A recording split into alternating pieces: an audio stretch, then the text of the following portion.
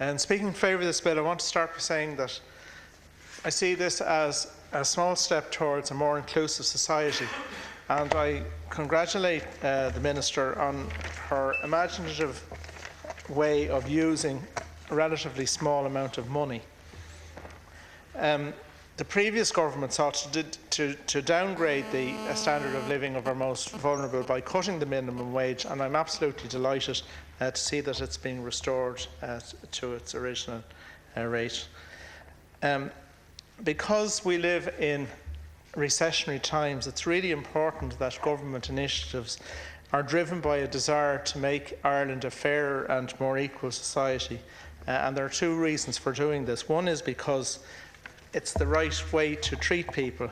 And secondly, as an excellent book called The Spirit Level by Richard Wilkinson and Kate Pickett demonstrates, more equal societies work better for everybody, whether you be rich or poor.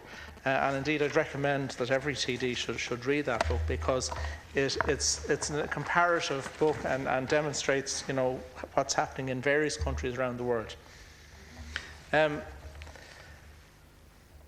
The government will have to introduce painful cuts in the days ahead, unfortunately, and the only way this will be regarded as broadly acceptable will be if the government is seen to be acting fairly.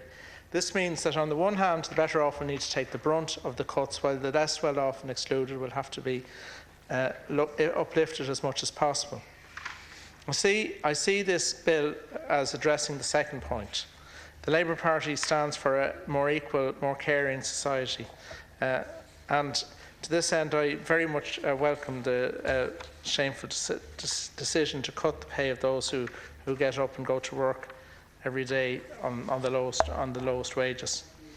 I want to address the national internship scheme, and I have one or two points that I would like the ministers to think about before the bill goes further.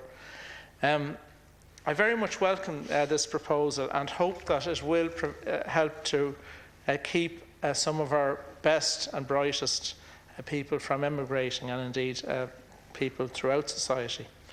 However, I believe this scheme needs to be reviewed on a regular basis to ensure that employers are not taking advantage of vulnerable interns.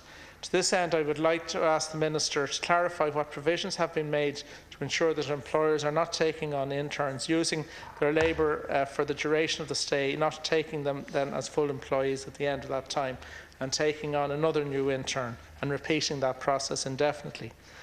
As far as I understand, the scheme proposed by the previous government provided that placements would last for 6 to 9 months, and which an employer could fill a maximum of 3 times.